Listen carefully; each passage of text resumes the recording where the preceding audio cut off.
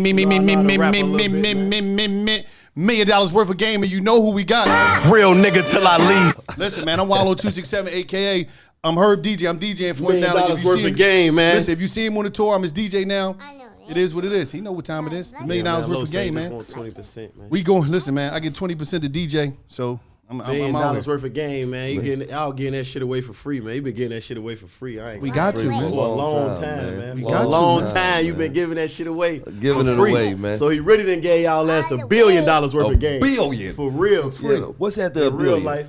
$1 trillion. $1 trillion? So you don't get Then no what's money. after that? What's after $1 trillion? $1 zillion, I believe. I get money. I know shit like that. You No, you didn't, nigga. You sat in jail red shit. you supposed What's to. He was up, like, son? I'm trying to get Hold a zillion honey buns and tunas in this motherfucker. That's a lot of money. son. It's a lot of money in the joint. In the joint ski. Just listen. It's my turn. Just listen, son. He want to spit. He ready to spit. It's my turn. It's your turn. He said it's his turn to All go. right, hold on, man. And you know what? It's Trying to crazy create a because style here, him just being in the mix of all these things, you know, private jets and, you know, fast cars and, Yeah. you know, Education. and ice and you know, because he's seeing best of both worlds, man. Definitely. I ain't gonna lie, man, my son's so How you gonna smart. feel when he get to 17 and he like, I want want to to rap? 2 years old, bro. Like, whatever he want to do, I got it back, and I ain't gonna lie. And it's like I be having him in the studio with me when I record.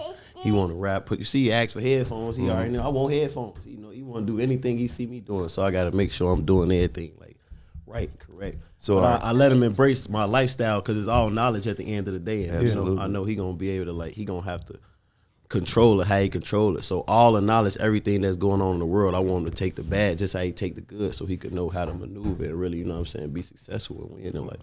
Okay, so let me ask you a question. As a father, right, do you, per se, hide, like, with your son, are you going to hide a lot of things from him growing up? No, I don't really want to because I don't want him to be naive to stuff. And I feel like my mom and dad, they ain't really had a lot from me, but I feel like they tried to protect me from stuff that I was going to get into anyway. You know what I'm saying? So I don't feel like I should or I want to hide nothing from them. I'm going to always like control our environments. Of course, I'm always be in control of the environment, but I think everything that he learned and everything he, you know what I'm saying, take in is all knowledge. And he got when he reached that age where I could really talk to him about how to, you know what I'm saying, control his knowledge and control the stuff that he, you know, experienced in life, is going to all help him. You know what I'm saying? Because for me growing up, having sons, I put protection on them all the way up until they was a certain age. And then when they was a certain age, I be seeing mac and cheese. Them little niggas wild too. Yeah, man. you know, like when I got to a certain age, when they got to a certain age, Go over there. I had to, you know, to a certain point, keep it real with them. You feel what I'm saying? Because it's like, I can't act like, oh, I'm this such and such dad in the house when all you niggas got cell phones. All you niggas got to do is push me in on YouTube and you niggas is gonna see who I am. Exactly. And they like, wait, hold on, that ain't daddy. That ain't the dad that I know. Who the fuck Exactly. is this nigga? Exactly. Like, so, you know, for me, I just was me. And But that's the best thing though, because I be seeing like the relationship that you got with your sons, and I know like when if ever they get into anything or have any problems, they comfortable enough to call you immediately and ask you about anything or any aspect, any problem, any obstacle that they face in their life. I know they comfortable enough to call you and get insight from you. And everybody don't have it. And like even my father been in my life all my life, but it took for me to really like get a certain age and us build. You know what I'm saying? I think by him just like trying to keep certain things away from you or me being afraid to have to tell him certain things, I ain't really had it. You know what I'm saying? I wasn't able to really like call my dad and tell him everything that was going on in my life. And you should be able to, even though he wanted me to. Right. But it was just, I don't know, I wasn't comfortable enough to do it. right. And the thing about mac and cheese was so great about his sons is like they get it from different angles. You know what I'm saying? They getting support. They getting support from different angles to the aspect of like you got Gil gonna give it to him, Herb. I'm gonna give it to him. Different people. So it's about I think people out there in general, if you out there, you got to bring together a team. Like you raising a kid, they need to take a village. It's a real live team. No, it take a village, man. It ain't just a saying. It take a real village. He can't tell him about the penitentiary and making goofy moves in life and messing your whole life up, but I can. That's why. I got the part. He did what? He got it. I got him. I mean, and then a lot of things is about understanding. and also about giving them information in the way you giving it to them that they could be receptive to. We dumb it down for them so they can understand it in a nanosecond. And that's what it's about, man. You know, great relationship. Exactly. New Hampshire. But I think we had like really, I know at him, he 2 years old. I know I'm really like his best friend. He gonna always be able to come talk to me, ask me for anything. You know what I'm saying? It's like it don't even matter because as a father, your kid gonna make mistakes and do certain things that may disappoint you. But as long as you there to correct them right then, it's like it just make them stronger so they don't make those same mistakes. Right. It's okay to make mistakes, just don't make the same mistakes over and over because that way you're not learning, you're not growing. Absolutely. Hold on, before we go any further, right? This episode of $1 Million Worth of Game is presented by New Amsterdam Vodka. New Amsterdam Vodka was born from an uncompromising passion for great vodka. This commitment to excellence enabled New Amsterdam to produce a vodka of superb taste and unparalleled smoothness. New Amsterdam is 80 proof vodka made from some of the finest quality grains from America's heartland. It's 5-time distilled. It's filtered 3 times with unparalleled smoothness, a clean, crisp finish so you could drink it with anything. Drink it on a rock, straight up, with apple, orange juice, soda. Or you can make a classic New Amsterdam mule. So when you out and about, make sure you pick you up some New Amsterdam vodka from your local liquor store. You know what I'm saying? You don't want to miss out on this. And shout out to the New Amsterdam queen, you know, my wife too. You know, she be having her girlfriends over at the crib, you know, because we got cases of this shit at the crib. Yeah, no, my mom's fuck with the New Amsterdam. I was about to say that too. That's my mom got big bottles of that shit in the house. Leave that, you know what I'm saying? That's that thing. Yeah. You know what I'm saying? And if you got a woman, you know, at the end of the night, it could go. You might make a sing. You know now, Herb, it's something very important you said, like, which is your son, right? You know, and you know, when we grow up, we do things and we want our children to sometimes mimic that. Did you enroll your son into karate school? Because growing up, you was in karate school. Yeah, I was in karate. I mean, I ain't gonna lie, I was in karate. Look, that's crazy. How you know that though, Wallo? Man, listen, real, bro. No Earl, bullshit. I really listen. Earl know karate, all. My sensei know every karate. I promise.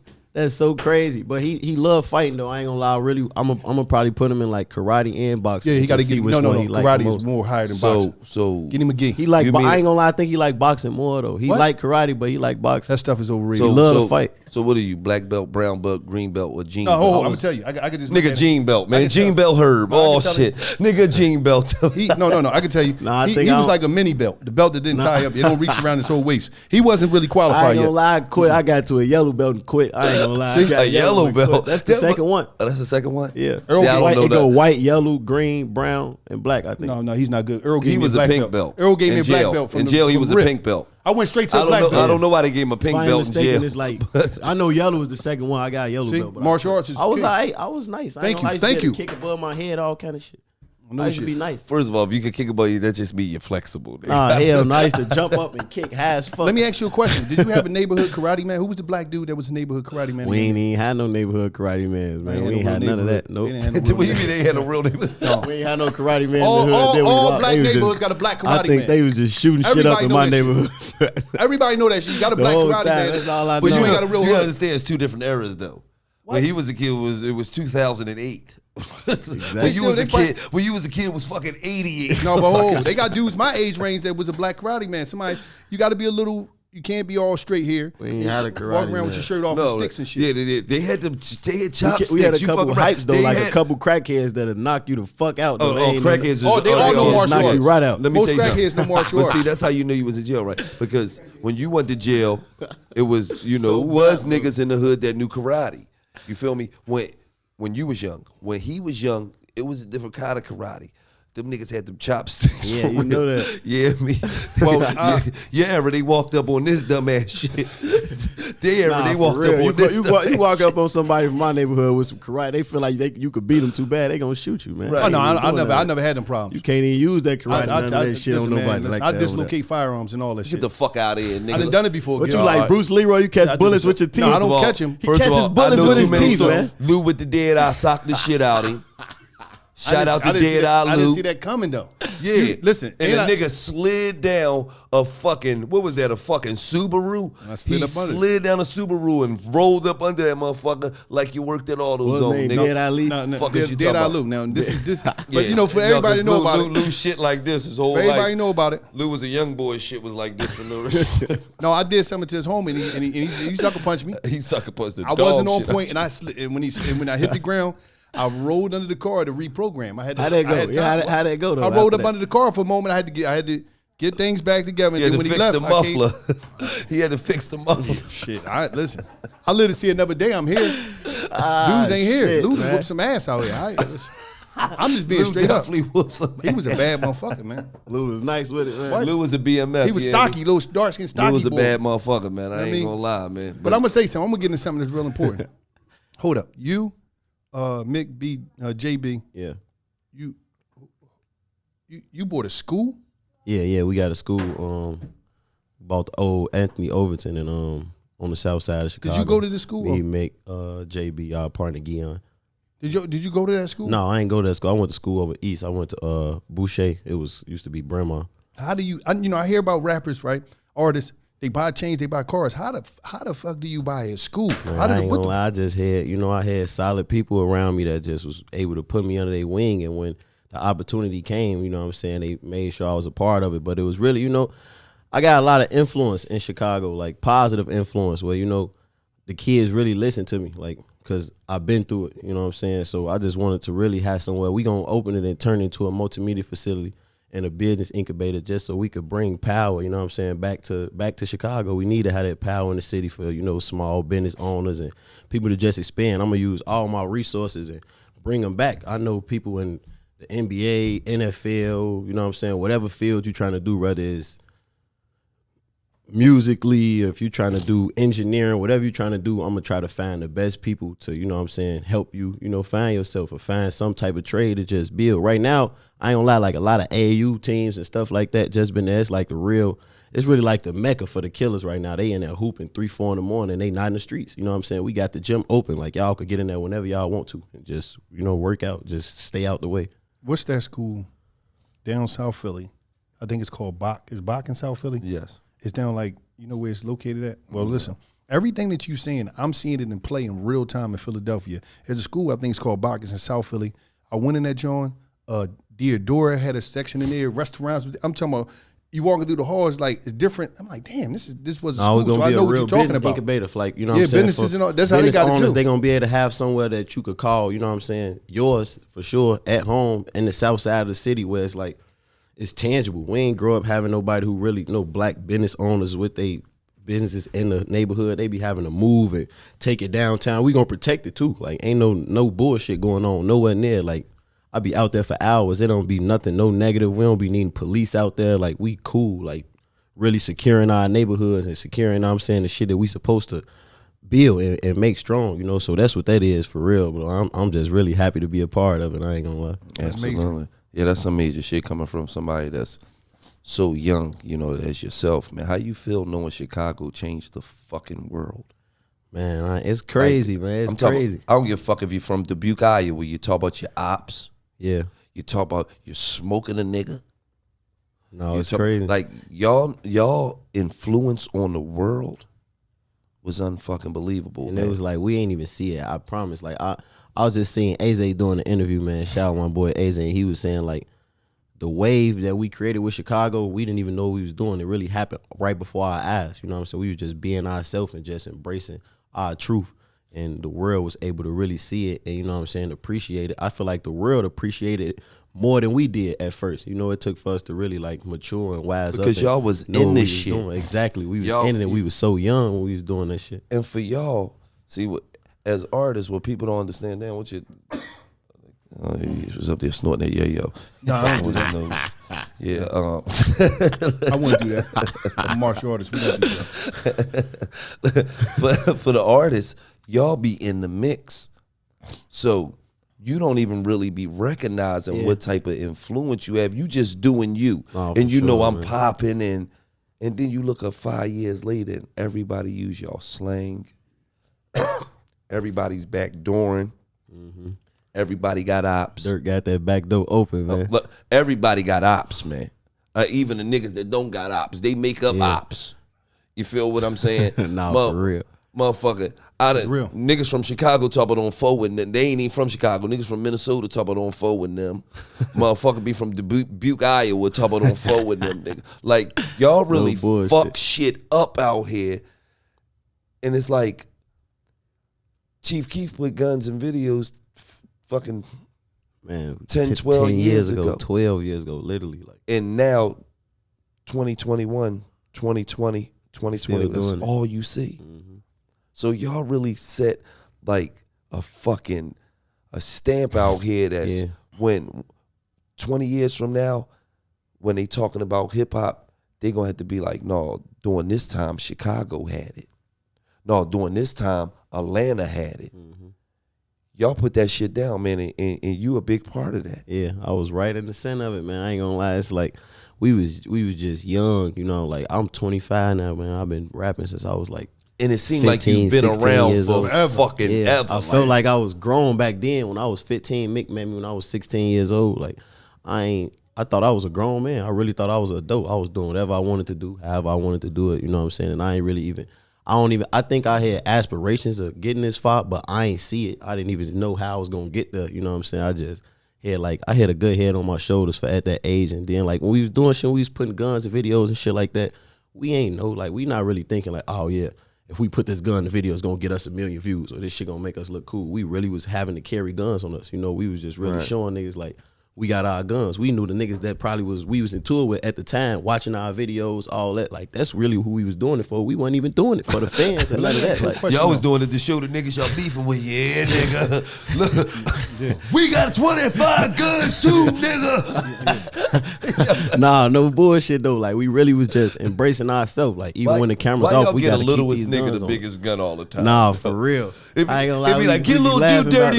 Get a little dude dirty. Nigga got a gun bigger than him. Like this. He this fucking big. You know niggas be having that little man syndrome, man. They gotta have big ass 50 clip hanging out. Just I guess it give them inches on their height or something, man. You got a nigga, he be 6'3", fucking 330. He got a little got ass. Some little shit like this, man. All that crazy shit. little shoot him up. Little shoot him up. He 5'3" or $115. This fucking gun weight damn near more than him. He like this. He can't hold the bitch. Nah, for real. I said, but one thing about y'all, man, y'all put y'all thing down. And y'all did it in a major way to where as though, like, Chicago always had the Bump J's, the niggas that came out of Chicago to do a dive that held it down. Yeah. But, and no disrespect to the legends, but when y'all niggas came in a whole different way. Like, y'all niggas, like, took over the fucking world. You feel what I'm saying? Yeah. And that shit was extremely impressive, man. Shit was legendary, man. I ain't gonna lie. I missed them times too, though. I ain't gonna lie. Bro, my motherfucking son was 13 years old, man.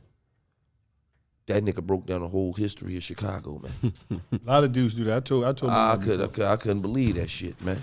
I was like, God damn. He was like, no, because they beefing with them because they did that to him, and then they caught him on 63rd, and they did this, and then they drove back around the 65th. For real. And then they had drove out. Akademiks, bro. Like Akademiks, man. I ain't gonna lie. We used to think Akademiks was from Chicago, bro. That nigga knew everything about everybody and everything that was going on. Like that's kind of like how he then jump started his career. He used how to the just fuck you think report he knew that? Shit. I don't know. The internet shit. I don't know. Nigga was researching up all night just on the internet. He knew every single thing. Like we really used to think Akademiks was from Chicago. Right or wrong though. Like niggas used to really think Akademiks was from. We ain't know who he was or nothing. We just like, man, this nigga putting up. We going to this shit like, man, how this nigga know this? You feel what I'm saying? Like he reporting everything from our hood, Sosa and them hood, Reese and Dirk and them hood, like everything that was going on. You feel me? Like who in tour with who? Like nigga knew every single thing. Let me ask you a question now. Was most I know people was I know everybody wasn't involved in the street culture in Chicago, but as from the media education of it, everybody's a killer. Everybody got a gun, and that's not true. No, of course not. Now, for the young cats, like and you was growing up, do you think a lot of it is based off of environmental reaction? And a lot of dudes really carry because they just scared, not because they really killers, but because they scared and they seen somebody get their shit blown back and they just like, I'm scared. And just that's even, and you absolutely right. That's even more reason. Like, I think it's a street and it's a sidewalk for a reason, man. So if the street ain't your lane, just stay out of it. You know what I'm saying? Mm-hmm. And it's a lot of like, it's people who don't carry guns in Chicago that be cool. They go out, they go have fun, they enjoy themselves. They go to certain neighborhoods and it just be cool. Like, it ain't really like that stigma of what people think it is. It's not necessarily always like that. You feel what I'm saying? Mm-hmm. Like, you got people who really live just cool for being cool. Like, you got niggas like Chance the Rapper, just a cool nigga. You feel what I'm saying? That just embrace being himself. And, you know, people in the streets even respect that more. Right. They respect that more than you trying to be something that you're really not. You know what I'm saying? Because if it's not in you, it's not in you regardless. It don't even matter if you got a gun. Right. You could carry your gun every day, and if it's not in you and you get into that situation, I done seen niggas drop their gun, not shoot their gun when it happened. You feel what I'm saying? So it's like, it's better to just stay in your lane, find your lane and stay there. And you know what I'm saying? Like, you will win doing that too. Like, you feel what I'm saying? Like, that's when people really, they get shortcut, you know what I'm saying? When they try to like jump into that lane and they don't really know how to maneuver, because now you carrying a gun and somebody might see you with a gun and just automatically think you that. They might try to take your gun. They might try to try you, all that. You feel what I'm saying? Just because you trying to portray that image. Like, it's all right to be, it's all right to be scared, to be nervous, but some niggas got to carry their gun and they nervous because somebody actually trying to kill them. You feel what I'm saying? Like, and you could go grab a gun because maybe your neighborhood dangerous or people getting killed or this, that, and the third, but it's like, I feel like everybody don't even really need it. Like, you don't really need no gun if you don't got none of that type of stuff going on. You feel what I'm saying? And hold on, let me elaborate on what he's saying. To me,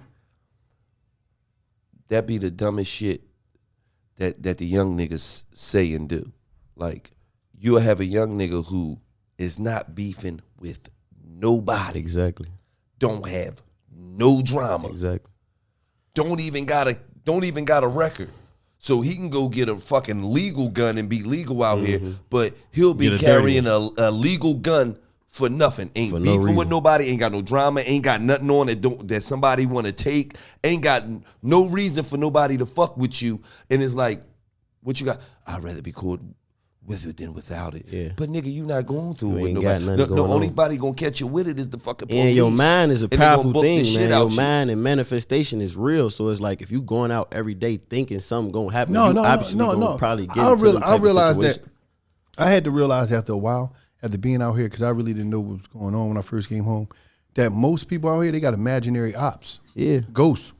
Like, yeah, the ops. I'm like, I told a dude I know, he's like, dog, you go to work every day. You're not no street nigga.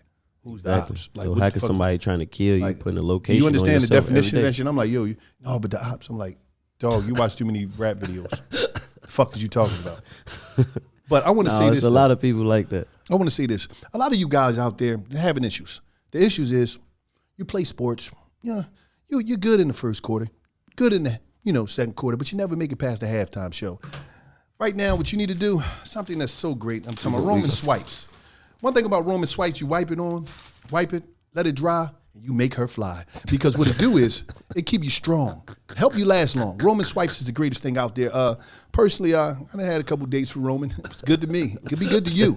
But you got to be willing to take it to the next level. And if you want her to go places she's never been before, because she's out of her mind, because you got her out of the house, because when she might even be laying in the bed, you might be in the car, you might be wherever you at. Because, you never know when the moment strikes. One thing I like about this, you can hide this in your wallet. Gil, show him your wallet and what you got in there. You can hide it in your wallet because Gil keeps some in his wallet. You know what I mean? You can hide it in your wallet. Nobody's going to know. Look at it. Nobody know this package. Nobody know that this is a party starter. Nobody know that this is, I'm talking about, this is dancing in the end zone. Shit look like some COVID shit, listen, like the wipes they give you on the plane or something, man. Yes. Shit blend in. Shit blend right in. Nobody even know. Hiding in plain sight. Yep. Nobody even know. This right here, I had you dancing in the end zone, 3 minutes left. I'm talking about 3 minutes left, 3 seconds left. In the fourth quarter, you're going to be dancing. And guess what she's going to be doing? As you dancing, she's going to be flying, crying, and feel like, oh, I might be dying. But that's another story. That's up to you. That's your style. You do what you want to do. But one thing you need to do, you need to go. And one thing about this, you don't need no prescription. You don't even need no prescription. And look at it. It's real discreet. You're not even going to rip it off, wipe it on, let it dry.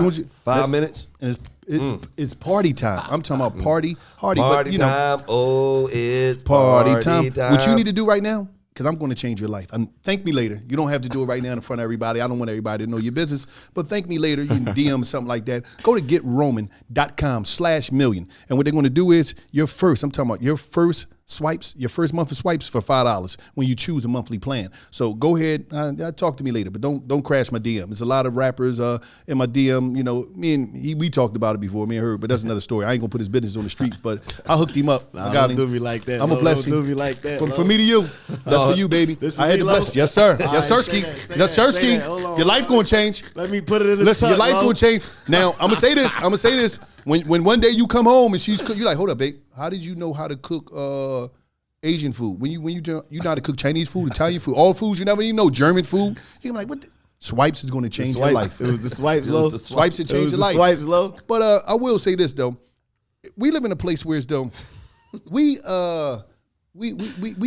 always dehumanizing each other because we're not allowed to feel, we're not allowed to cry, we're not allowed to think, we're not allowed to be vulnerable, we're not allowed to talk about our issues to other people. Now, when we think about therapy in the hood, it's like, what? That's some weak stuff. I'm not going to be weak. I'm not going to be thinking about no therapy. That's like weak. That's for weak people. It's weak for people. That's what we taught. That's what we educated. When you're a kid and you're in the swing, you fall off. You know, your kid, whatever, they start crying, you might hit them. Stop, don't cry, be tough. We're taught to ignore our feelings. We're taught to ignore our emotions. We're taught not to feel at an early age. How important is it for you to have therapy, for us to talk to people, and for us to just feel? It's cool to feel, and I'm trying to make it like, I don't understand why we don't want to feel and just be vulnerable. Yeah, man, I don't know that. I mean, especially, you know, for us, man, for being a black man, you know, that was put on us like way early. And at the end of the day, we all human, you know what I'm saying? So you're going to go through those emotions, whether you comfortable enough to like talk to somebody and go through them with somebody you trust, or go through them alone. And that's the worst thing you could probably do, is go through them alone, because then you don't really know how to control them, because your mind works in so many different ways. You know what I'm saying? People be really fighting with themselves and not knowing what to do or how to feel, how to think when they going through those, you know what I'm saying, hard times. And like I said, we all human, so you will crash, literally. Like, you will have a mental breakdown, you will go do something crazy, you know what I'm saying, make a rash decision, you know what I'm saying, that probably affect you for a long time, if not the rest of your life, you feel what I'm saying? And it's important to talk to somebody. You know, I go to therapy. I got a therapist. I talk to my therapist all the time. It was probably one of the best things that happened to me, though. I ain't gonna lie. Appreciate you, man. No, for sure. Thank you, man. For sure, man. I'm his therapist. For sure. What? That nigga fucking serious. He's a nut. For sure. Everybody come to you as a loser. You know I could talk to you about whatever, Gillie, man. Legendary Yeah, I mean, loser. I but would for never. real. I'm your therapist on the low. You you're just don't want to tell him on his camera. But every time you need some advice, because what you think I should do? Cause you listen, little nigga. That's what you do. All right. I know you be schooling them for real though, Gillie. I'll be schooling love. I don't even talk to him outside of this. We got two different total lives. We don't really be together. I don't hang out with this. I don't do that shit. Mess my name up, put smut on my jacket. Oh yeah, I gotta ask you a question too, because like I told people, you know, when we was in Chicago, I pulled up on Herb. You know, this was All-Star Weekend. Now, people gotta understand this. A lot of y'all guys, y'all don't know fashion. Herb was the first person I saw with the what's it called, the Polo Classic T-shirt with the big man with the horse, the chap. No, he had them on. And listen, now, let me ask you a question too, though. Isn't it cool to wear black? What did they call? What'd you call them? Black high top Air Force Ones. What you call them? Phazos. Black G Phazos. Yeah. I ain't gonna lie, my homie. I used to wear black ones back then. My homie used to wear them too, but right now it's like. It ain't it no more though. You know what I'm saying? Like, thank you. We used to wear when we was on some street shit. You feel me? Like all black. You gotta blend in. He used to wear them when he wasn't shit. He just basically said, I used to wear them when I wasn't shit. Yeah, basically, but I really used to wear them when I wasn't shit for real, man. And what's so crazy is we got a female rapper that's on our squad. She was like, only people that wear those is people you can't trust. Like, and he just said, she said people that dangerous. No, for sure. Right. He just said, I used to wear them when I was dangerous. So you couldn't trust me. I used to only wear when I was like. She said they wear baggy jeans and white beaters with them on, and they dangerous. Like niggas that wear black beaters, like dangerous. I promise you could go back and look at my pictures when I got on black ones. My jeans baggy as fuck. I got on hoodies. Oh, y'all niggas black hoodies. They was black scared. hoodies, big ass pants and shit, black ones, man. I ain't wearing that shit no more. Lo. So it is a truth to that. No, it's definitely true to it. Because he went and bought some and tried to tell me he gonna bring them back and all just this, put the all white all this on, man. extra shit. I told You gotta him. go Then all white, Lo. Then he tried to put smut on your name. No, because Herb with. I said, Yeah, I told you Herb wore him. I did say that. I didn't say when he wore him. I said he wore him. I'm coming white. All white. All white, man. Let me ask you a question, because I know you're in a relationship. Do your woman ever get tired of you wearing them? Yeah, hell yeah. She always just talking shit, cracking jokes. That's all you wear. You don't wear no other shoes. Like, probably like, I don't know, 9 times out of 10, I'm gonna have those shoes on though. Like, for real, for real. I don't know, they're my favorite shoes. They go with everything. You feel what I'm saying? It's like, I really started wearing them because my homie passed away. G Fazo, we named those after actual, you know what I'm saying, person. My homie passed away in 2010. He used to wear them. Like, he had, when he passed away, he probably had a crib, like his whole room probably had like 100 pairs, just all whites. That's all he ever wore, you know what I'm saying? But that's all we, like, growing up, when you getting fresh in my neighborhood, your go-to shoe probably gonna be white Forces. Like, I don't know, it's just, I'm still like that. It's like that. I'm literally still like that. Like, I don't care what I got on. I could have on designer from head to toe, and I'll put on some white ones. I ain't really gonna even. You can't wear red or blue or any other color. Nah, hell no. We ain't wearing that corny shit. Right? I'm just saying. It depends on what state you're in. Because I knew if like in Philly, we only do tan Tims. I ain't gonna lie, I got on some custom colorful shit right now. Like, somebody painted these. I ain't gonna lie, these. So. See, you can wear color Jones. I get it past. They ain't, the Air Force One ain't make these. No, he ain't buy them out the store. They customs. That's a pass. He's giving a pass. Like back in the day, he used to wear red Tims and shit like that. I'm like, fucking red Tims. They wasn't even out when I was in the street back in the day. You fucking lie.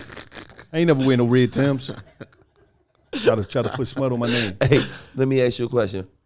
So you in a relationship? Yeah. I see you. You know, how was she the one that made your heart break dance? Did she make your heart break dance? Yeah, or did it do the move? Nigga, you didn't see the vehicle he bought. She make a nigga heart break dance. That's man, what I'm talking about. Man. You didn't see the vehicle that do the head spin, all that shit. Damn, that's man. gangster. Okay. No, for sure. How was she the one though? It's just, I ain't gonna lie. It's, to be honest, I really feel like opposites attract in a way. You know what I'm saying? Like, I ain't never really. She just like pure through and through. You feel what I'm saying? Like, she not afraid to like express her feelings. You know what I'm saying? Tell me how she feel about stuff. Like, even when it's like I don't understand it all the time. You know what I'm saying? She'd tell me something where I feel like she kind of like dissing me a little bit, but she really ain't. She telling me something that really build me, and she really make me feel like a man, like complete. You know what I'm saying? I'm at comfort when I'm at the crib. She take care of home. If I ain't had no girl, bro, I'd be really living like crazy. I wouldn't even probably have no furniture in my crib. I had different singles. Yeah, I would. I got my dick up off the shelf. I got my dick some help. I probably wouldn't even like just everything. You know, how she care for my son, how she care for me. She just like a real through and through solid woman. You know what I'm saying? Like, let me ask you a question. Like your mama. Like, how you feel about your mama? Like, that'll do anything for you. She one of those. Was it hard at first, like in the industry? You know, like we live in a world now where as though groupie is a full-time occupation. No, for sure. So you got all these women. They you know, how is it hard maintaining a relationship? Oh, it's some nigga. What? I mean, especially like, you know, with the internet and they try to. I feel like with niggas like me, man, especially an artist or whatever you doing, it's like the internet is built to kind of trap you, to try to like peer pressure you into doing some shit, or you know what I'm saying. But it's like you just gotta have that mind control and really care about your significant other enough. You know what I'm saying? But yeah, of course. And I don't know who said that. We was just having a conversation in the studio. Like, nowadays, this shit really like set up for a person to really not like to not be in a relationship, or whether you a man, a woman, whatever it is. Because the way women carry themselves on the internet, that shit cool. It might be fun. Like, even if a nigga fuck you, I'm not gonna want to be with you. No, you know what I'm saying? Like, absolutely. I never really make you what I got at home. You feel what I'm saying? It's like, it don't even so mix. you basically saying, yeah, I want to fuck you, but I ain't trying to fuck with you. Like, even if I was single right now, like the shit that you see every day on the internet, I wouldn't be with that. I wouldn't be with it. You feel what I'm saying? Like, I wouldn't want to build a family with none of that shit. But I mean, me personally, you know, I'm not into a woman that lead with her ass. And not her class? Yeah, I'm not. You know, just me personally, like. Like, you gotta have way much more than that. You gotta have way much more than that, man. You gotta be able to, even if we start from scratch, I know it's something like I could build. Like, I could really build with my girl. Like, you know what I'm saying? I'm trying to fuck. I'm trying to be into your wits and not just about your tits. Nah, for real. You feel what I'm saying? Like, because let's be for real. All women got, you know, some ass, some titties, you know, some of them different sizes, You gonna see that shit on every corner. Right. But like if you just good at waking up and making one cheek jump from the back, like you don't. Two of them can't. No, but you know when they make the one jump, that's yeah, when you like that's like some professional shit. Like like when you do just this, that's amateur shit. Like when you could just control the one cheek. I think they really believe. Like I don't know. It's like just the way the internet set up. Like I don't know if they really think like niggas want that. You feel what I'm saying? A nigga might be attracted but a lot to of it, niggas do want that. Yeah, but I don't like because a lot of niggas cornballs too though. A lot of kings don't want that. Yeah, kings don't want. I'm saying like it's niggas is like lames. You feel what I'm saying? Like so they don't really know like they'll let a woman control them. Them type of niggas they gonna let a woman really control them and dictate they pace, and that ain't really how it's supposed to be. You know what I'm saying? You supposed to be able to really like control the tempo, especially in your relationship, and not saying you being like controlling or narcissistic or nothing like that. You feel what I'm saying? But you gotta be the man. You feel what I'm saying? It's not really. It was never designed for the woman to be the alpha in the household. You know what I'm saying? But you gotta understand, niggas got that. Nowadays, man, you can't even be a man that way. We got households that's filled with homeless sexuals, man.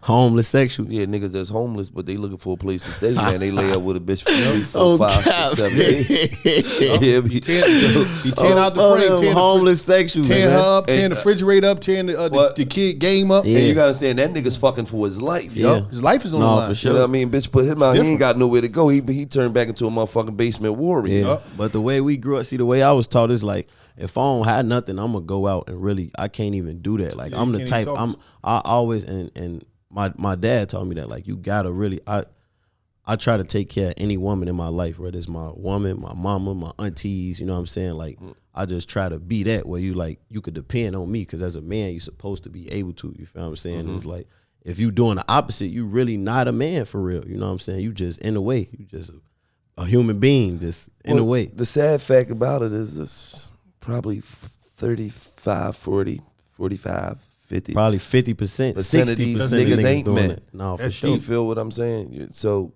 but that's just the reality. And the reality is of a lot of them ain't got to be men because they got a lot of women that's going to make it easy for them. Yeah. You feel what I'm saying? But they ain't though. It's like the women, they doing that because they want to be able to control a nigga. They want to be able to do what they want to do to him, do what they want to do on their own time. You feel what I'm saying? And I'm going to keep it all the way real. You get a lot of good women who find bad niggas and they just think that. Because a lot of women get the mindset they just want a nigga to come home to them every night. Yeah.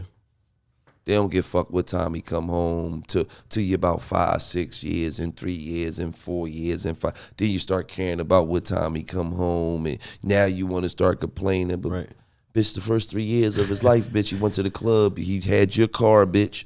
You gave him a little 200. Bitch, you laced him with everything. Now you're 3 years in, you want him to give up the life. When are you going to stop? Exactly. It's not a whole till you know, bitch. I'm out blazing bitches every night. Then I come home and lay with you. Yep. So a lot of women out here, they got to smarten up on their game too. But you know what I think it is? We living in a time now where as though everybody is in a relationship with their things. When they fucked up, when they trying to figure out life, they want love. They want to be in a relationship. As soon as a motherfucker level up, get a little paper, get all their equipment. You know, the equipment is the car. I mean, the clothes, the jewels, the cars. Now everybody, I ain't got time for this. Everybody on that time. You know what I mean? Especially in this time that we live in. I'm talking about people is in deep relationships with the material shit. Oh yeah, I'm cool. I don't need no relationship. I got my whip. I got this. I'm going on trips. I'm taking pictures. I'm throwing them on the gram. I'm living my best life. Right. I don't need nobody. That's the world that we living in now. We're so fascinated with things that we're as though people like, oh no, the relationship is out the door. You see everybody rocking the independent joint. No, for I'm sure. single. I'm cool. I don't need nobody. They say out of all the young niggas, you won. I won. You won the race. I won. So you won. First place, They just said you won the race. First place, Gillie, man. Appreciate that. They said not man. uno. They Appreciate said that, uno, man. not dos. You won. Not tres, not cuatro, cinco, seis. They said you won. No, for sure, man. You know, it's like, I don't know. I just be trying to do the right thing, man, for real. You know what I'm saying? Like, and you know, you gotta grow. You gonna have growing pains. You know what I'm saying? Like I'm 25, but I be feeling like I'm 30, 35 sometimes, just with all the pressure and all the responsibility I be having on myself. You know what I'm saying? Because you live in a grown man life. Yeah, grown man. And then you don't want to put that pressure on your woman. You feel what I'm saying? So it's like, I don't know. You got to be able to balance this shit. But it's a little bit. beautiful thing too when your woman gets her own bag. Yeah. But let me ask you a You question. know what I'm saying? In this day and time, is it a such thing of 50-50 one woman, or you going all in, you taking care of everything? Yeah, I ain't gonna lie. She don't really pay for nothing. Okay. Except for like if she want to go out and go buy some bullshit on her own, you know, she got her own money, where she don't really gotta call me for everything. But she don't pay no bills. She That's never right. have. That's right. Yeah. Okay, so but I mean, is it an issue if you do? I don't know. I don't do that. I take care of everything. No, you take care of everything. Yeah, but what I'm saying is you got niggas out here who But then they gonna challenge. They gonna feel like I don't know. I feel like, and it ain't a bad thing. You know what I'm saying? But it's like, shit, going half and half. You probably gonna get some 50-50 everywhere, on everything else too. You know what I'm saying? Like, So if you saying if you go 50-50 with that paper on the bills and take it, she probably gonna be 50-50. Yeah. In the bedroom, 50-50 with Like, whatever, with being like, domestic and yeah, Oh, 'cause she at gonna the be 50-50. 50 and giving that she neck gonna up. give you That neck up, I'ma give you it's gonna 50% fuck of around, this be a neck, nigga. 50% relationship. 50% of this No, neck. for real. Yeah. You know what I'm saying? It just might be a 50% situation all the way through. You feel what I'm saying? I think I don't know. I'm But- all in. But you know, in fairness to, you know, all the couples out there who don't make hundreds of thousands or $1 million, No, for or sure. you know, some of them live like, you know, I know couples that's married. I don't truly agree with it because that's just not how I'm designed. But I know couples that's married where the rent or the mortgage come up, he put his half up, she put her half up. I know. Now I thought this was kind of crazy. I know married couples that borrow money from each other. What? Like I thought that was some crazy shit. Like, How is that even possible? Yeah, how the But- fuck you do that? bro, I know a fucking couple that's married. Hey, baby, can I that- borrow, yeah, because $200? because in actuality they split the bills. So they give it back though. You borrowing it and I don't giving know it if they back, give it back, but I know that I was in the car and the nigga said, "Man, I just let the bitch borrow 500." Nigga, your wife, like, Yeah. you let your wife borrow 500. Like, yeah, That's the funniest and shit then he ever. like, then we gotta pay rent. That's funny, man. She don't even give me my 500 back. I'm telling her just take the 500 and put to the rent, and I'm gonna give you. I'm just sitting there. I'm like, this is some of the It's craziest, gonna cause that type of confusion and chaos in the goofiest relationship. shit I heard. But in actuality, I'm like, well, maybe he might not make enough to fit the bills by himself. Maybe she might not fit the bills. That don't take away from how much they love each other and how much they care about each other. Right.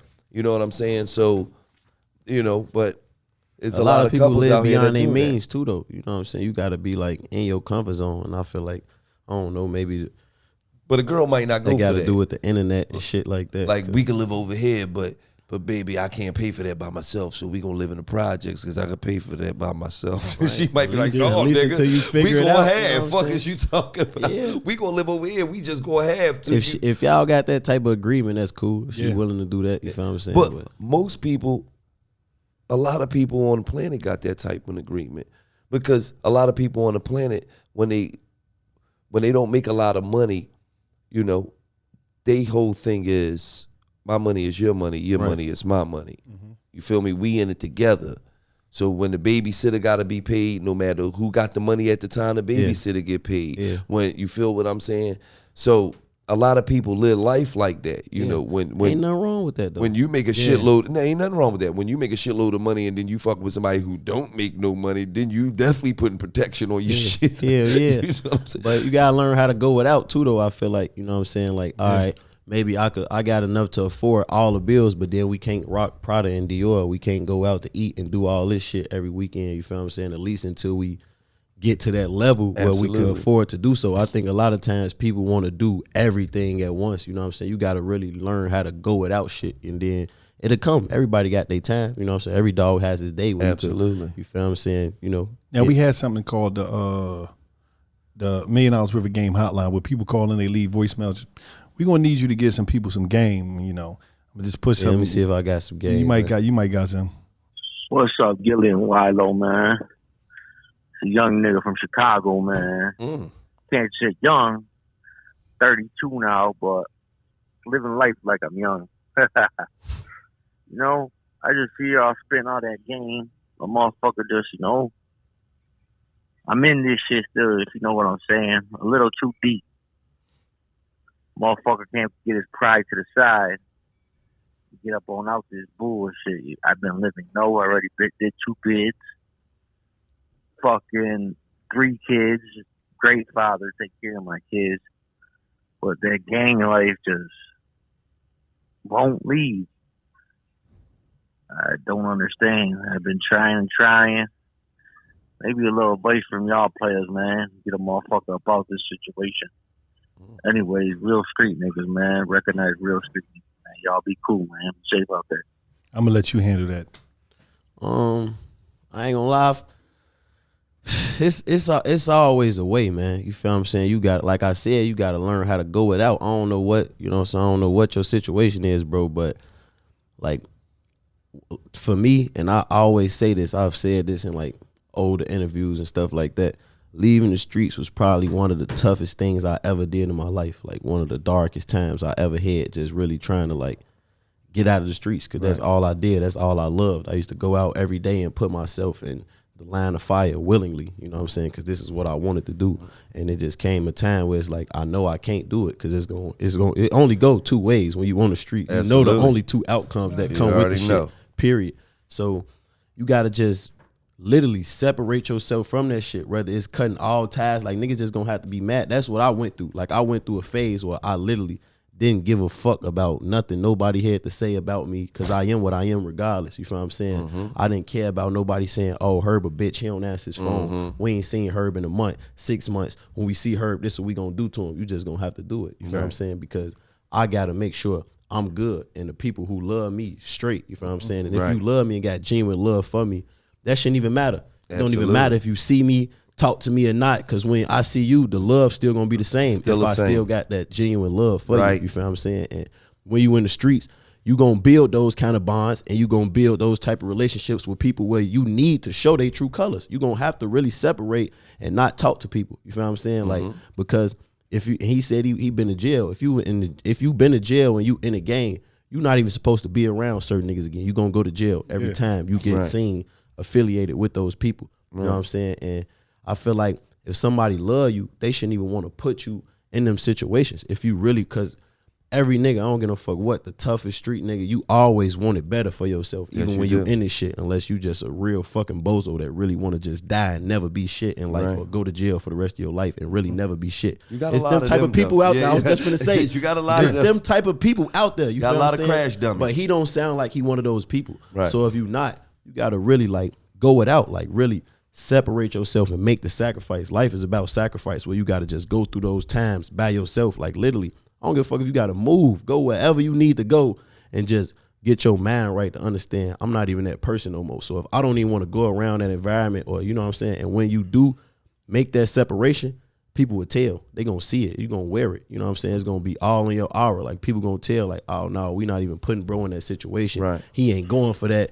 You know, it's gonna be that type of situation. And I think that's what he need to go through. Absolutely. I think personally, you know, when you talking about you need some inspiration, you need some. Yeah, you gotta have something that it gotta be something that really motivates you to want to be that person. And for me, you said you done did 2 bids, you got 3 kids. Your 3 kids right there should be inspiration. Yeah, that's everything, man. Because you at a point now. They counting on you. You at a point now where you said you 32 years old, man. You know, you not no fucking young boy running around here with a Born to Lose tattoo fucking more. Oh, for sure. Like, it's time to grow the fuck up. It's time to accept responsibilities. It's time to look yourself in the mirror like, man, I'm a grown-ass man out here still throwing rocks at the penitentiary on some bootleg kid shit, man. Shit ain't about nothing. So, So, at the end of the day, you supposed to be trying to elevate at 32.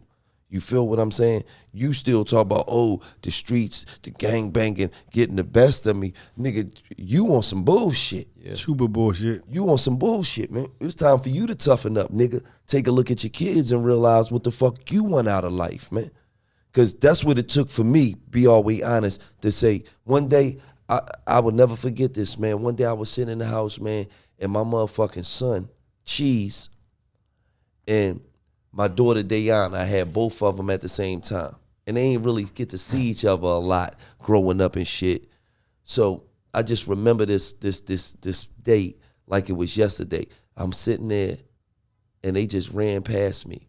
And I just looked, and I just thought, like, yo, I'm on some nut shit out here. Like, damn, I really got kids out this motherfucker. Like, it ain't about you no more.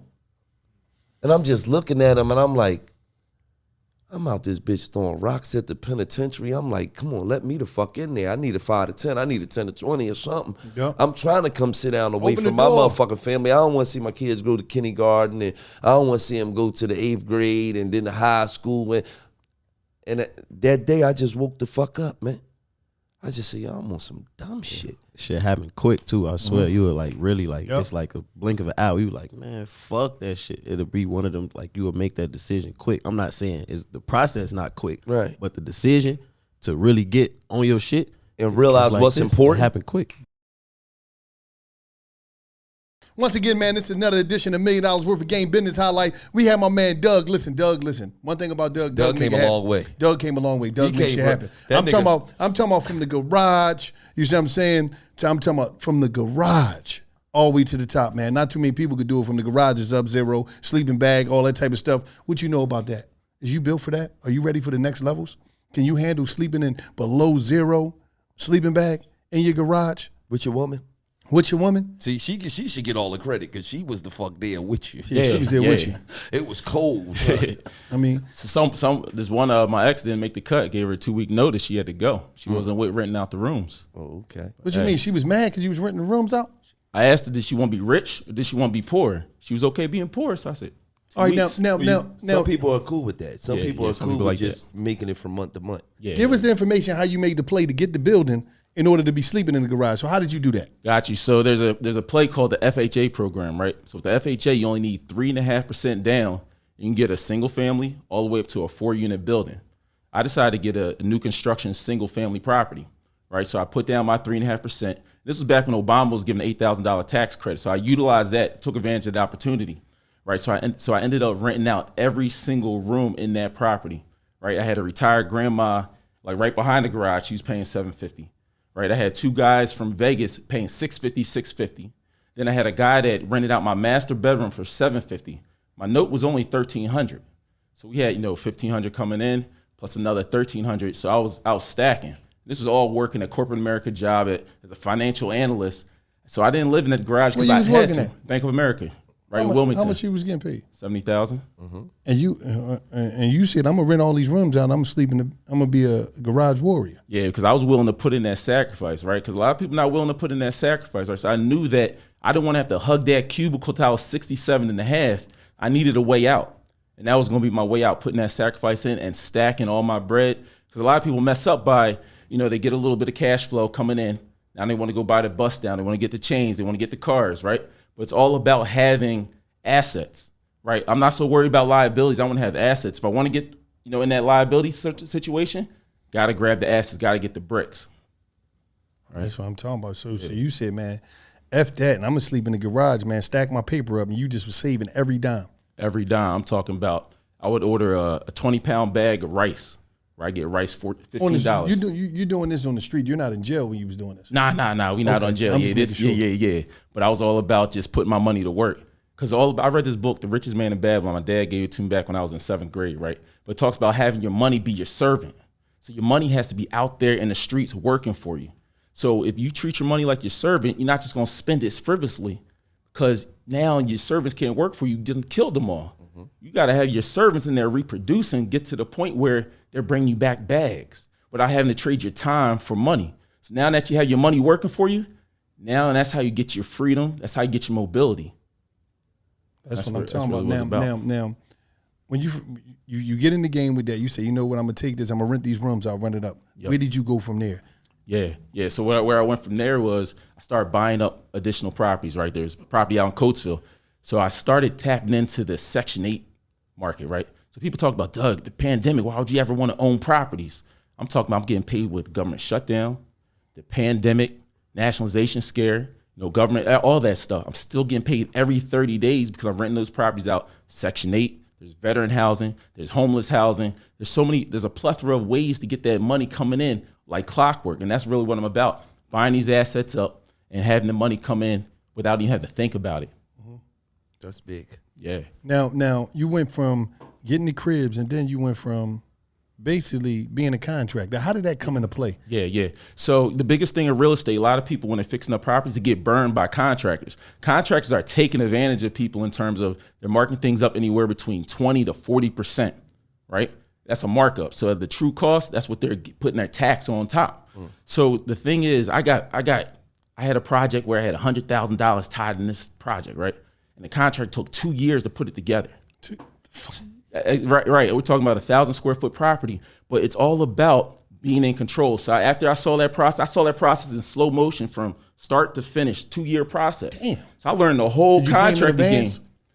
Did I? That's what everybody say they got a problem with a contractor when they trying to. I gave up too much money. They were rolling, right? They were rolling. Yo, keep giving me the bag. I was dropping the bag off. Next thing you know, things started to shut down. I was like, damn, what's going on here? But I decided to be my own contractor. And the reason I like being my own contractor, because now instead of giving that 25 to 40% to the contractor, I figured out how to give it to myself. So there's ways where I'm always about using OPM. That's other people's money, right? So in real estate, you're able to leverage the real estate, leverage the assets, and use OPM to the fullest. So now let's say, for instance, I buy a property in Strawberry Mansion or something for $20,000. I'll go to my short-term lender, and they'll give me 100% of the construction cost. So now let's say that construction cost is $100,000. But I know that I built my construction team where I'm not even lifting a hammer or a nail. I built that up where I can get those jobs done for $60,000. So you pocketing 40. Pocketing 40, right? Coming from a loan, tax-free. So now I'm able to do, let's say if I do 10 jobs that year, 10 times 40, $400,000 just off of GC in my own projects and putting them together myself, right? And then I'm keeping the assets. So the number one rule that I like to follow is never sell the assets. Because the assets are going to be able to give you that cash flow coming in every single month. And there's a way where you can refinance these properties and get that initial cash right back that you started with. So now you're able to recycle the bread. And every time recycling bread, you're just cranking out even more bread on top of that, right? You're being your own contractor. You're looking at the values and knowing how to analyze these deals, right? So the reason why I say never sell the properties is because that's your inflow, that's your cash flow coming in. You decide to work or decide not to, right? Because all about having your money work for you. So now let's get in a situation where people are like, oh, but you're taking on a mortgage for 30 years. Okay, let's look up 30 years. I'm 35 right now, but let's say I'm 65. I got, $20 million worth of properties. So I could do one or two things. I could sell the properties, right? Or what I could do is I could sell the properties, get 20 million, or I could refinance the properties. Let's say I refinance that 20 million clip at 75% of the value. Hey, they're going to cut me a check for absolutely. They're going to cut me a check for 15 million, right? And now we're just going to keep renting them properties out and getting that cash flow. Let's say I pass away. I don't have kids yet. Pass it off to the kids. Now they can go ahead and manage the properties, have the property management set up, and get paid. So the general contractor thing. So you got my mind running now because I think a lot of general contractors not general contractors. They just general middleman. Hey, and they putting things out because with the information that you gave me is that you could just give me the game. Yeah, I gotta play for this. Is for anybody, right? This don't even cost a lot of money. You get in right now today. Anybody that got a phone and Craigslist, let me show you how it works, right? So let's say for instance, there's something called floors. Every house needs floors, right? So now every building, like there's floors right here, there's floors over there. Everybody needs floors, right? So let's say you go ahead and put an ad on Craigslist. Hey, I'm looking for a floor installer, right? I have a floor installer, Brazilian guy. He installs floors at $1 a square foot, right? So now let's say you got him locked up. So now you go ahead and advertise on Craigslist. Hey, I install floors at $2 to $3 a square foot. Average cost for floors is up to $2 to $4, right? So you say, hey, I'll install these floors for $2 a square foot. Let's say, for instance, you get one job at 1,000 square foot. The average job per floor is about 1,000 square feet, depending on your market. So now you got this guy locked in for $1 doing the job, and now you sell that job at $2, right? So you get $1 per job. Just made $1,000. That's $1,000. It's easy to get 10 jobs in a month. You put it on Craigslist, and some days you might even get 2 jobs in a day. But let's say, for instance, you got those 10 jobs, paying $1,000. That's $10,000 just per a month. Just for being the floor guy. That's $120 a year. $120, exactly. And you're probably only making $42,000. That's a lot. Hey, listen, and then you can take it a step further. You get the plug on the floors. Let's say you get the floors for $1.75, and most people selling the floors at $2.75, so that's another $1. So that same 10,000 square feet of floors, you make $2. So now that's $20,000. 20 bands. Now for one apartment. But you got my mind running. So this whole play, I could do it with the paint. I could do it with the windows. Yeah. What else? Drywall, paint, windows. put the whole together. The sinks and all that. Sinks, the bathrooms, the countertops, the iron rails. You just pick. You even do it with roofs. You just picking a bunch of people. You getting a bunch of. You got a list. Yep. These my. All you got to do is establish a list. Go in there, find the people that could do it. Find the people that need it done. Yep. Connect the dots, and all you doing is connecting the dots, and you can run it up a bag. And it's really about putting a lot of footwork in. Yeah, that's it. And it doesn't. And you can do it right from your phone. But like you said, Craigslist, you just put them on there for free. But is there anywhere else you could put these ads to put the ads on steroids? Yeah, there's Thumbtack, there's Facebook. Everyone has a Facebook. Even Instagram got ads for the low, right? So you can say, hey, I do floors. Give me a call.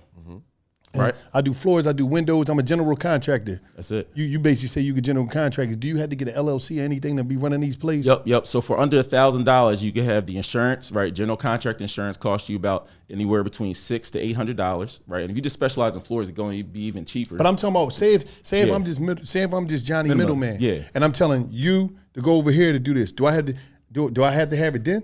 Not necessarily, but I would recommend just having that license and so forth in place. So if this right here, if my man right here do the floors, they need the floors done. What I got to get a contract from them because they're gonna pay me. I'm gonna pay him. Yeah. So the way you do it is, let's say the job is $2,000, right? You got 1,000 square feet of floors. Hey, I need $1,000 up front and $1,000 when you complete the job. So now you're in a situation where you already got your $1,000 to cover your labor, right? And then once the job is complete, you get yours on the back end. Get yours on the back end. So if anybody ever takes a loss, it'll be you. Right. Absolutely. That ain't bad, but like the windows, the paint, and all this stuff. Exactly. And you got to be the one to take the loss because you're really middleman. How many in the whole losses situation? I don't take too many losses. I take wins. Damn, Doug's. I don't take. Yeah. Right, because if you get the right people that could do the right work, you're not going to take no losses. Because if somebody calls up and they want to pay $2 a square foot for their apartment, and the motherfucker go in there and do the work right, they already knew what they was paying. Here go to $2,000. Exactly. Thank you. It don't even matter at the end of the day. Exactly. Now you're going to be taking care of our audience out there. What you going to be giving them today? Hey, listen, we got something special for this audience today, right? For our first 100 people, we're going to give you the blueprint on how to go about buying your first or next investment property, right? Because that's what we all want. We want that investment wealth, right? So we get that wealth through real estate. In addition to that, with that is going to have the contract in play. And we're also going to teach people how to get credit, right? It's all about business credit and using OPM. So Other people's money, correct. So if you set up a business LLC, we're going to show you how to go about getting up to $50,000 to $100,000 using your LLC, right? And even with getting your first property, you can get a property with 580 credit score, right? And put 3.5% down. Even if your credit's a little worse, at 520 credit score, you only have to put down 10%. So we're going to give you that blueprint to the first 100 people. So that way you can lock in, because I just want to do this to the $1 million worth of game, just give that value out there for you guys. Appreciate that. Yep.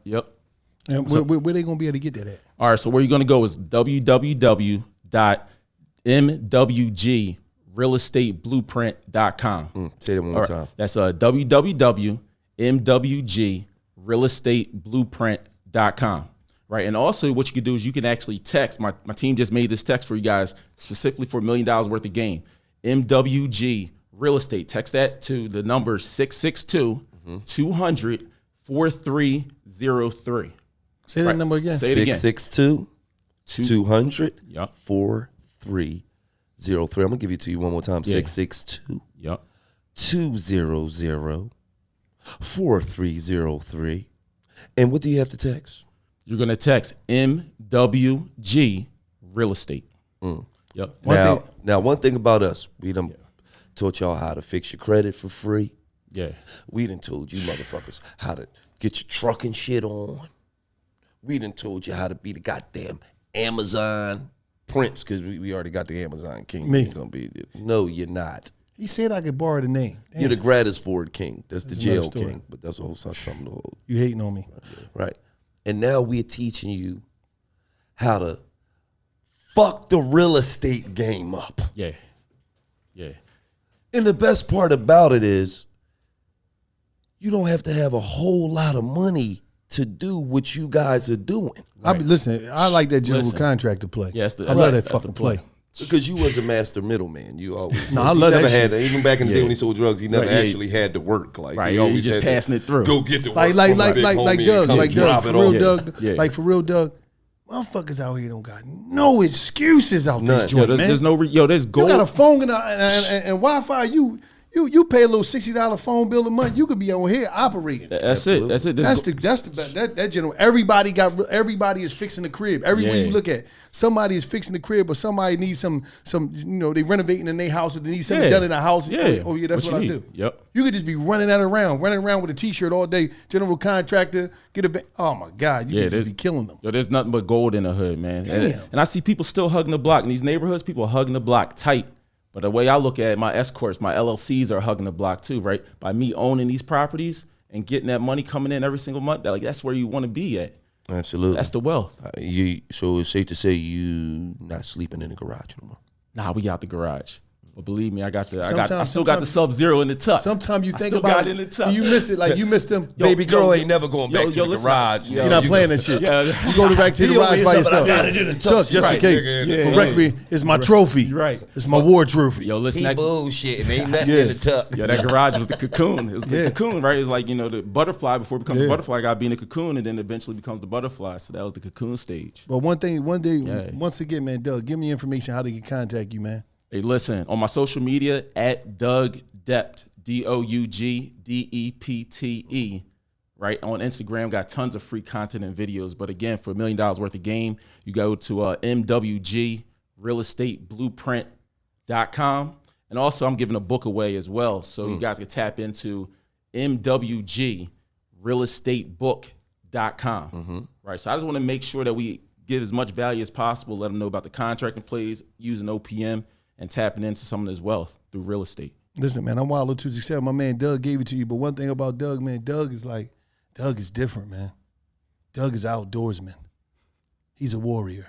Why? Because he slept in a garage. Yeah, because that's some type of No, shit I would Doug do. got his money I to wouldn't mind fuck doing that on. right now, though. I'm just saying, like- he has made you up some. He's a warrior. No, that's some real He's shit, man. Like, the nigga Garage slept in warrior. the Shit like garage that. to get his he money slept up. in the garage and ate rice. Yeah. He ate rice Yeah, out you of did a it, pot. right? Rice, beans, broccoli, over and over again. All right, hold on, wait. That's Hold it. on, wait. So you had your woman in the garage. Okay, you had her She didn't in eat the that cold shit. garage. She You're brought not going food to with tell her. me She she brought her didn't own have. Nah, She listen. had Chipotle. She brought her nigga. own food, man. Hey, She brought listen. her own food. I had to put her on. We put her on to the wealth play. There's eating basically vegan food. Well, when she left. She was going on a little lunch break. She was eating downtown. She could have been. She was She eating could have Chipotle, all them other spots. You know Hey. what I mean, with the noodles and Chinese food. I'm telling you, don't believe that. Right, She was in there lying to you, babe. The soy is so good. It's so good. It's so good. Lying on you. Lying So on she you. listen. jump in the car. Chick-fil-A. Can I get a? She was giving her headaches, man. Yeah, that's it. But listen, man, this $1 million worth of game, another business spotlight, man. Listen, get what my man Doug, man, is going down, man. He gave y'all the game, man. Listen, I'm ready to do the general contractor play, man. I'm ready to be Wallo GC and just run a bag up real quick. I'll run that shit up on there. Hey, what you need, paint? You need floors? Yeah. You need windows. You need doors. I'm Wallo 267, general contractor. Get with me right now and I'm going to plug you up. I got the best deals in Philadelphia County. Matter of fact, I got the best deals in Pennsylvania. What are you waiting for? Get with me right now and listen, I'm going to take your floors to the next levels of life that you didn't even know your floors can go to. Get with me, Wallo267.com, and it's like that, general contractor, and it's just like that. This is the $1 million worth of game, business spotlight, and it's just like that. The one thing I respect you for is ever since your youngin was born, you've showed it that this is my life now. I ain't really, this is my life. No, for sure. I'm not playing no fucking games. I'm trying to give my youngin the best life you could possibly have because I ain't had shit growing up. I didn't have shit growing up. And that's the best feeling, ain't it? Hell yeah. I ain't My gonna fucking lie. son on jets. I and just shit. love You just hanging. like- I love kicking it with him for real. Like You probably never was on the fucking plane growing the hell fuck no. up. I got on my first plane After rap. with Mick. Mick put me on my first plane ride And shout out first to of all, Atlanta. This is the first place I ever flew to in life. From out of Chicago. before we get From out out of of Chicago, before I we got on my wrap this first shit plane up, with Mick. I don't want to not shout my fucking brother Mickey out, man. Yes, Mick. Me and Mickey was Oh, on yeah, man, you Cash Money together back in 2000, 2001, I was 6 years old. 2002, I actually told the story about when Mickey whipped the shit out of Greg Green on one of the prior podcasts. I heard about that. Yeah, he beat the Barbaric. He beat the leather off that nigga. Shout out to Greg Green because I fuck with Greg Green too. You just took ass whooping that day though, Greg. He really pushed Mick because Mick is a laid back dude. If he a real nigga, he admit to it, man. He admit to that. No. He know he took an ass whooping of a lifetime. I'm talking about nigga. You know why though? You know why? That ass whooping changed his life. If I wasn't there to pull Mickey the fuck up off of him, he'd be dead. We be talking about rest in peace. It wasn't like that, Gillie. It was like that, man. Like that. Nigga. That nigga punched a nigga, boop, bop, bop, nigga go dead out. Then he punched a nigga 11 times. Bam, bam, bam, nigga. You know why that happened? You know why that happened to most people? That nigga said, this is why that happened. That nigga said, Mickey said, nigga, you don't know my family. Damn, Mickey, that's a different I person. said, hold, Mickey, come out there. You about to turn this shit to a homicide. Mickey, hold up. Gotta kill him. It's about to be a homicide. He pissed Mick off. And let me just say this. I want to apologize to Greg Green. I sincerely do. And I'm going to apologize for Joe Casey as well to Greg Green because we really started that shit. We did all the ad-libbing. He said something to Mick. Joe Casey said, oh, no, Gillie. No, he didn't just tell Mickey that. Yes, the fuck he did, Joe. I can't believe that nigga just told Mickey that. Not Mickey from Chicago. Man, Gillie ain't shit, man. We never in a million years thought that shit was going to lead to a nigga getting knocked the fuck out cold and looking like the Elephant Man 5 minutes later. You know what's crazy? This was crazy, though. What's crazy about this whole thing is that can happen to a lot of people if they're not protecting this. No, it didn't happen to me. I'm tough. Like, first of all, just because you're out here and you're doing things and you think you're a big bad guy, you got to have top flight security. Like me, I'm a security guy. Simply Safe Security. One thing about Simply Safe Security, just because you got locks on your door don't mean you're safe. Simply Safe, they monitor your house 24/7. They're always taking care of you and doing all this stuff, just like me. Imagine me out there. Imagine someone coming to your door. Just imagine if I'm out there. Nobody's going to get in your house. You're not going to have to worry about nothing. Outside of me being in martial arts, I'm a specialist. Safe is way better than him. No, it's not. I am come up when Simply your door, pull that pistol out. He getting it. No, I'm not. I'm going to stand there. Wallo getting out of there. No. They pull it out. By me, one thing about Simply Safe, no matter if it's fires, no matter if it's firearms, we deal with all that. If it got to be a gunshot wound, long as it's leg warmers and it's to the leg area, I'm going to stand there and take that. But nobody's going to get in your house. Simply Safe is amazing. One thing about Simply Safe, we're going to make sure you get some Simply Safe because just because you got locks and you got cameras, he got locks and cameras, but it's not better than Simply Safe. We're going to make sure Herb gets some good Simply Safe products. Shit. And one thing about Simply Safe, you get a 60-day, I'm talking about risk-free trial, and you get a free security camera. We're going to take security care of now. You take a leg warm? Yeah, I'll take a shot. I was just about to say, I'm fucking with Simply Safe can do man. anything. You see what I'm saying? I'm telling you, you ain't got to worry about nothing. Simply Safe is going to do everything for you. Now, let me ask you a question, though. Everybody's a real nigga and everybody tough in the hip-hop game. But once again, go to simplysafe.com/game. But everybody's, we rap about it, we this, we that, boom, boom, boom. Yeah. I want to ask you, Chicago vet, how important is security in this time that we living in hip-hop? How important is that shit? Man, super. Like, detrimental to your life and career, especially, when you want us, you feel what I'm saying? Because, for one, it's like, I done did that shit. I'm really tired of looking over. That's first and foremost. I'm tired of looking over my own shoulder. You know what I'm saying? Like, it's always important to have somebody who really there to make sure you good 100%. You know what I'm saying? And it's like, I got the type of relationship with my security where it's like, he not even afraid to tell me, like, we are getting to it. Like, he not even afraid to tell me, man, go get in the car. Like, what you feel what I'm saying? Like, we are really getting to it sometimes because I be feeling like I'm a regular nigga sometimes. I ain't gonna lie. You feel me? Where I could just do certain shit and go certain places, you feel me? But I can't at the end of the day, you know what I'm saying? And he gonna always put me in that line, and it's like I got enough sense to know, all right, that's what he there for. I gotta listen, you feel what I'm saying? Right. So you gotta have that, you feel me? And it ain't, a lot of times we put ourselves in crazy situations and it ain't even worth it, you feel what I'm saying? Because at the end of the day, he got a family, he got kids and a wife and all the shit that he got to go home and make it home too. And I'm thinking about that just as much as I'm thinking about my son. So I make decisions where it affect my team in a positive way, you know what I'm saying? I'm not out here just moving like a young cowboy and no shit like that, but it's important to have security because what you doing this shit for? We doing all this shit to lose it, you feel what I'm saying? Like I done seen too many special people, you know what I'm saying, they life and their career get shortcut because of moment decisions. You feel what I'm saying? It's like it ain't even really worth it. You feel me? So not. you gotta have security. So, You know what's crazy? Hold up. One of the last times me and Gil seen you, it was in New York City. So this when the tour started. Yeah. You know, Corona, stopped the tour, but Literally.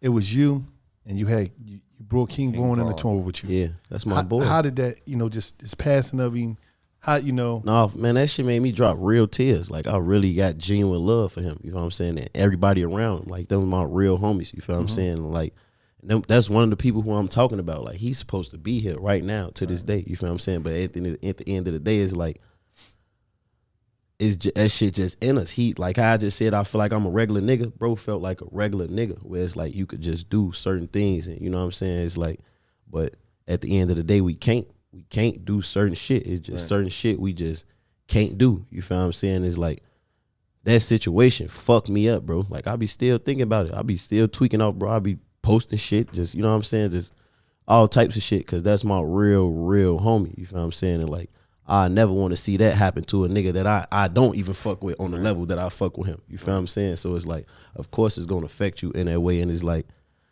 that nigga like, shit, we the same kind of nigga. Like, when some shit like that happen, you feel like it could happen to you. When some shit like that happen, I feel like that shit could happen to me, because I know for a fact I feel like a regular nigga. Where it's like I probably I know I ain't. You feel what I'm saying? But just in our nature, it's in our nature to crash out. We'll do it quick. You feel what I'm saying? But that shit could really cost you your life, bro. But when you a chosen one, man, you know what I'm saying? You got to understand this, man. God chose you for a reason. When you blessed by the best, you better act accordingly. Don't disrespect your blessings. Yeah, I mean, don't disrespect your blessings. Man. You know what I'm saying?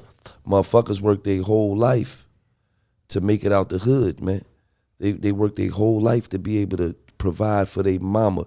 So they mama ain't got to go through the shit she had to go through, wake up, go to them fucking jobs for the rest of her life. Her feet hurting. Feet hurting. And you feel what I'm saying? And then niggas get there and then act like they not blessed. You feel what I'm saying? So to all the youngins, man, don't disrespect your blessings. You feel what I'm saying? And I'm not, talking about King Von or nobody in particular. I'm just saying, I'm giving the youth of the future some game. That when your blessings come in, accept your blessings. You can't be a superstar rapper in a street nigga. Can't. That just don't add up. Even if you are, it's like you are what you are at the end of the day. And a lot of times, like, them obstacles and them type of people gonna come at you. You feel what I'm saying? Like, and I'm just saying in general, like, you would think, oh yeah, I could do this. No, I'm a street nigga. I'ma still carry my gun and do. But just certain shit is like, you gotta really like separate yourself from it entirely in order to really, you know what I'm saying, get to that next level. You feel me? And like, I ain't gonna lie, Dirk a smart ass nigga, bro. I be talking to Dirk like he really moved like you feel what I'm saying? Like that nigga know exactly who he is, you know what I'm saying? The influence he got, the shit, you know what I'm saying? Like, we done had those kind of conversations, and he had it with me, like, on some telling me, even like and it be shit that I know already, but it's like we gotta really remind each other, like, you feel what I'm saying? As artists and as kings, like, no, nigga, you gotta. I seen in Philadelphia, it was Fillmore. He was doing a show there, and I was in the room with him, and I seen him check one of his homeboys for getting a little aggressive with somebody that was there. He checked the shit out of this bull, man. Basically like, yo, man, sit the fuck down, man. What is you doing, man?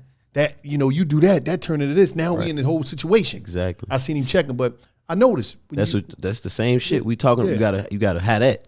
Absolutely. I noticed when you pulled up, right? Because I know at the beginning of this, you probably had about a bunch of homies moving around with you. You was deep, everybody deep. But I noticed when you pulled up, and you could tell by the different, more experienced artists and artists that got a little time in the game, it was only you, your manager, your security, your cameraman, and like one other brother. I don't know if they assistant, It was only 5 of y'all. Wasn't 50. Yeah. What is the importance of that? Like, you just got real people that all bring value. Mm-hmm. Because we moving, you gotta move efficient like that. You feel what I'm saying? Like, that's cool. I've been kicking it.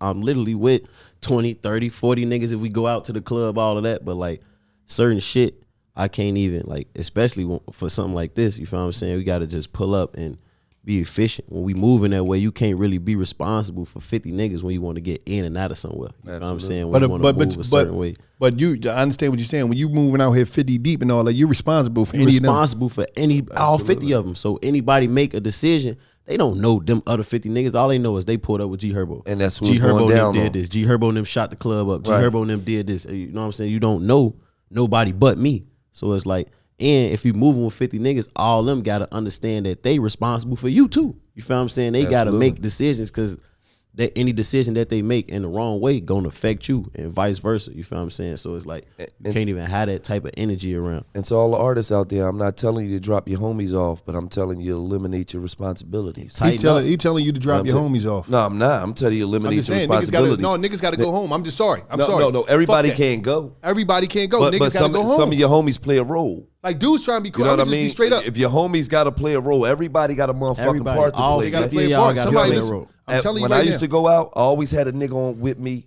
I always kept one nigga with me that never smoke or drink. Because that nigga's always seeing everything clear. Hey, yo, Gil, them niggas over there on angles, man. That's Ooh. me. Them I do niggas that right now. there, yo, them niggas ain't. But you just scary, so you be worried about shit that ain't got nothing to do with it. Yo, them bitches gritting on us. What's up with them? No, you do got some girls that are sucker punch you, so I got to be on. I got to survey the scene. I'm just like the ambulance. You know when the ambulance pull up, the first thing they supposed to do is survey the scene. So I'm checking it out. Like, oh, hold up, she do look a little tough. She about 180. If she steal me, I might go down. We can't stay from over there. Certain shit you got to be on. Like I'm on point. Listen. I am AP. See, the problem is too. A lot of you homies. I got to say something to all you homies, all you hang around, all you dudes out here hanging around you rappers. You know what I'm talking about. I'm talking about you that be standing in the back video looking tough for no reason. You ain't got shit going on. You ain't doing security. You just looking tough and you be gritting on niggas in the club for no reason. Stop that dumb shit. Number two, a lot of you niggas ready to get sent home. A lot of you niggas, I'm just being straight up. Right now, this shit is tight. Dudes ain't doing shows like they used to be doing. I'm just saying, and you not bringing no value. Motherfucker, you can't even roll a blunt for a motherfucker. You too cool. I don't roll nobody blunts. Oh, you're smoking the weed that I got. I'm the rap star, and you tell me, yeah, I don't roll no blunts for nobody. Nigga, where you get that weed in that backwood from? You ain't pay for that. In that hotel you staying in, I'm paying for that shit. Too many of the homies is rolling around rappers. You niggas is too cool, man. You too cool to be here. You can take that cool shit back down the way. But you're not going to be taking that cool shit on these private jets. You're not going to be taking that cool shit in these mansions I'm written and all this other shit that's going on, all these trips we going on. That cool shit can stay down the way, not in the Ritz-Carlton, not in the Four Seasons, not on the PJ. Not on Rodeo Drive when we going shopping, homie. Find a fucking part and play that shit. If you don't want to play no part, take your ass back down the way and post up. It's not my fault. And don't go back down the way and say, oh man, Herb sent me down the way, Wallo sent me back down the way. Your goofy ass, you got your ticket back home because you ain't want to do shit. You just want to be a fucking bill. Because I'm going to tell you one thing right now, my accountant said, oh, what the fuck, why did you have 15 plane tickets in 2 days? What the fuck is going on? Oh no, that was homie number one, homie number two. What do? Like, ain't none of these guys on the paper. Like, what the fuck is going on? And then you taking a hit in your pocket. Now you backing around the way mad. That nigga ain't no real nigga. He's a sucker, man. I don't fuck with that nigga. He can't come back through the way. Wow, wow, boom, boom, boom, boom. You ready to go the fuck home. Yeah, you. Yeah, I'm talking to you. And I'm telling you, you motherfuckers is lucky. Y'all lucky that I'm not on some of these rap teams. Because I'm telling you right the fuck now. Listen. Nigga rolling his blunt. You know how nigga, the homie that... Look how he roll his blunt. You know a nigga never smoke weed before. Look, go ahead. You know how you got the... Oh, you spit on it and then you roll it, whatever, how that shit go. And the dude that be sitting over there, you know, every rapper got a homie, a fucking homie that think he's the rapper. He dressed like him, he sitting around. He don't rap, but he moving around like he rap. He don't do shit, it's just his homie. He front like he really made it like him. That's the dude that's sitting there. I'm the dude that's gonna come by, hey, Crazy Mike, here you go. What's that? No, that's your ticket. You out of here. Fuck is going? No. Come on, security. Let's get him. Take him to the airport. Driver, get him back. Come on, you out. Yo, hey, look, little crazy, shoot him up. You like gritting on niggas? You going back down the way? Come on, let's go. You ain't got. I'm sending niggas home. If any of you rap boys need somebody to clean the fucking house, call me. Cause I'm trying to save your life. I'm trying to save your money and your life. I'm not with no cool shit. I'm not with none of that shit. I don't give a fuck how tough you look, Holmes. Now I'm gonna tell you something. Now I'm gonna say this. If you do hire my services to clean house, my service is called Clean House LLC. If you do hire my services, I will say this though. If it's a nigga that look overly tough, I might not send him home. I'm not gonna say nothing because I don't want to get into no. I don't want the nigga to shoot me. I thought you take some leg warmers. That's in my security job. This is a different profession. I got different areas of concentration that I deal with. Security, you know what I mean? I do DJing, I do personal assistance. It depends on what, because insurance take care of certain areas. Now, I'm just saying this. All you fucking homies that sitting around, get y'all shit together, or you going back down the fucking way. I'm letting you know. And if you ever see me pop up in a hotel somewhere, that mean I got hired. That mean I got a contract to come here and clean the fuck house. You're in trouble. I'm sending you the fuck home because I'm telling you, you're going to be a fucking liability, man. You're going to get tough in the club with somebody and hit somebody with a bottle. And now I'm getting fucking, now the artist's getting sued. So I'm going to come and send you home. Yeah, call me, the cleanup. Cleanup.com. Before we get out of here, man, I just got to ask you, man, what you prefer? Harold's or Uncle Remus?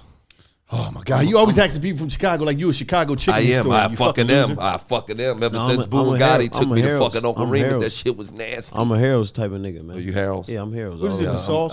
Just the Yeah, mild it's the sauce. This nigga sauce. was It's, drinking the, the it's the sauce. crisp. It's how you fry it. Something about it, man. It's the salt and pepper. The shit just hidden, man. Like Shit just I'll pour the Uncle Remus on some. I don't really fuck with Uncle Remus like that. It's Me cool. either, man. Uncle It's like- Remus is It's just chicken. Harold's. It's Harold's, man. Like, yeah, Harold's. everybody know that. I don't give a fuck what it is. Who you gotta literally like be from the same street as Uncle Remus if you think that shit tastes better than Harold. Thank you. I just want to tell Harold too. Harold.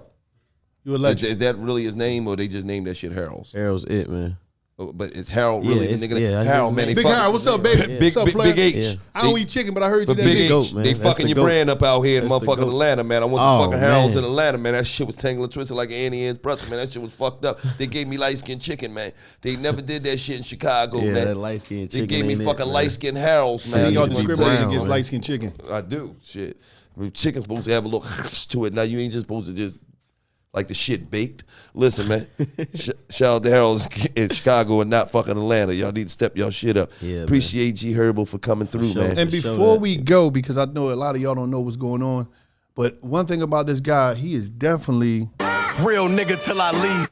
Listen, man. For sure I'm that, Wallo man. 267. I I'm just also wanted to show dropping. his I bullshit gotta ass use that drop. drop, man, when I come back out You on gonna stage hype like this man. nigga up? Real nigga till I leave. I'm gonna use that Real shit. nigga till I I'm gonna use leave. that shit. I though, do man. samples and all that, man. All you do You is gonna listen hype to- this I'm fucking with it. I ain't gonna No, lie. Moneybag It is not right. Moneybag hired with me it. too. He hired me for I'm DJ fucking with gig. it. Moneybag ain't how you He lie. said it. When I Real nigga till gave I him the leave. drop, I sent it to his people. I'm gonna get some copy, some publishing for that. I'm G Herbo, man. Shouts out my nigga Gillie, You man. already Wallo, know. man. Love you. You already for know. sure. Love you, Neff. I mean, And it's just like that. right.